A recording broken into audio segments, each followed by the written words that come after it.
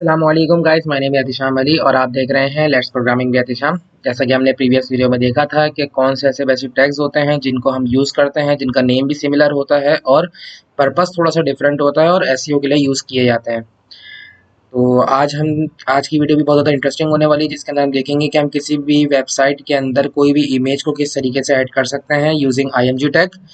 तो बगैर किसी टाइम वेस्टिंग के चलते हैं अपने एचटीएमएल जर्नी फ़ोल्डर के ऊपर और यहाँ पर आकर जो है मैं एक फ़ोल्डर बना लेता हूँ day04 के नाम से। और इसको मैं ओपन कर लेता हूँ वीएस कोड पर। कमांड आपको पता होगा कि हम जो है वो प्रोफेशनल तरीका यूज़ कर रहे हैं, क्योंकि हमें जो है वो मार्केट में काम करना है। तो मैंने यहाँ पर वीएस कोड पर ओपन हो गई है मेरे पास मेरा फ़ोल्डर। और इसको हटा लेते हैं, भैया हमें कोई चैट नहीं चाहिए। और मैं यहाँ पर एक फ़ाइल बना लेता हूँ index.html के नाम से। और इसके अंदर जो है बॉलर प्लेट जनरेट कर लेते हैं। यहाँ तक तो आपको तमाम चीज़ें पता ही हैं, ठीक है। मैं यहाँ पे लिख लेता हूँ माई फिफ्थ लेक्चर, क्योंकि हमारा जो है फर्स्ट लेक्चर जो है वो इंट्रोडक्शन का था। अब जो है मुझे इसके अंदर फॉर एग्जांपल मैं एक पैराग्राफ लिख लेता हूँ, ठीक है। एक पैराग्राफ लिख लेता हूँ मैं, तकरीबन 100 वर्ड्स का।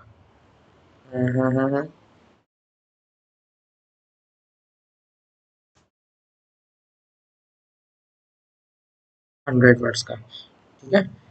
अब मैं इसको जो है वो ओपन कर लेता हूँ, लाइव कर लेता हूँ अपने सर्वर के थ्रू। ये आपको नज़र आ रहा होगा। इसको मैं क्रोम पर ओपन कर लेता हूँ, राइट में नज़र आया।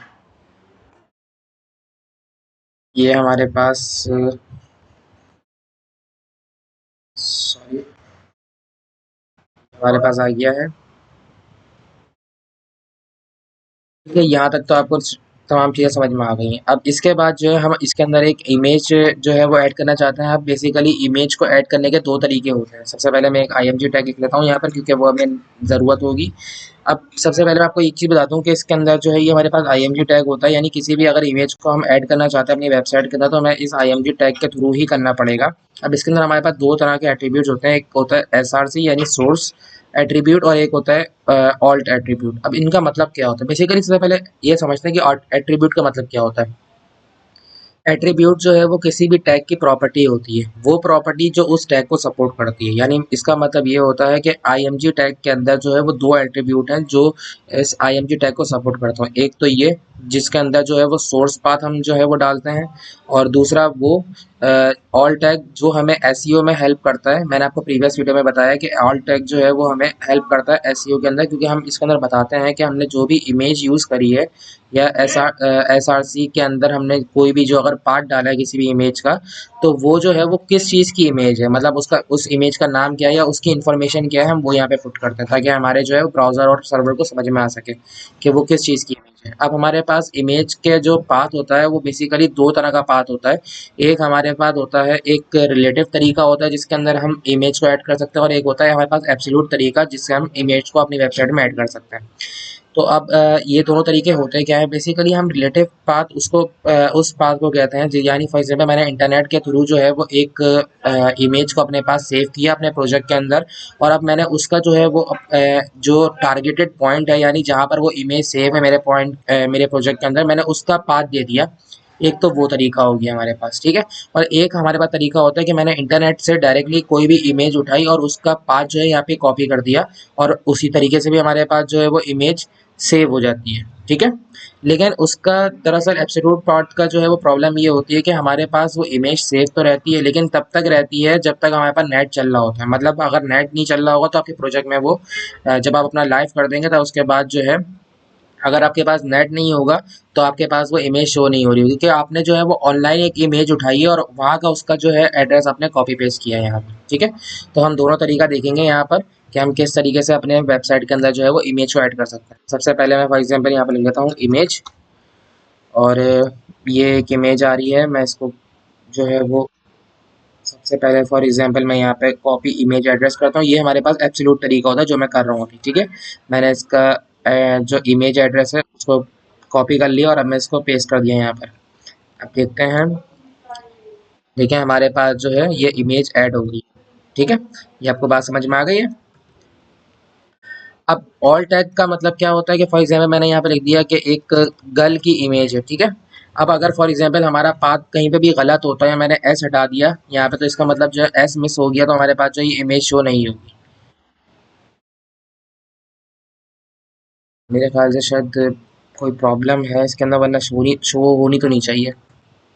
ये देखें, ये यहाँ पे शो नहीं हो रही है। ठीक है, तो ये हमारे पास प्रॉब्लम होती है कि जब भी हम कभी कोई जो है वो इमेज का पाथ गलत हो जाता है, कभी कुछ भी हो रहा था, तो हम उसकी जगह पर जो है वो ऑल टैग या एक एक्स्ट्रा इमेज को जो है वो कोई ना कोई आइकन जो है वो इस्तेमाल कर सकते हैं, जो हमें बता रहा होगा कि भाई वो जो इमेज है वो किस तरह की इमेज है। ठीक है, अब हमारे पास दूसरा तरीका हम देख लेते हैं कि हमने एब्सोल्यूट तरीका वो देख लिया कि किस तरीके से हम अपनी इमेज को ऐड कर सकते हैं। अब फॉर एग्जांपल मैं ये वाली एक इमेज ले लेता हूँ और मैं इसको जो है अपने प्रोजेक्ट में सबसे पहले सेव करता हूँ। मैं सेव इमेज कर लिया और ये HTML के अंदर डे 4 का हमारे पास है और मैं यहाँ पर लिख लेता हूँ स्ट्रॉबेरी IMG। ठीक है, मैंने एक स्ट्रॉबेरी नाम के जो है वो एक IMG करके जो है मैंने एक इमेज को अपने पास सेव कर लिया है। अब मुझे एक और इमेज चाहिए, उसको किस तरीके से करेंगे।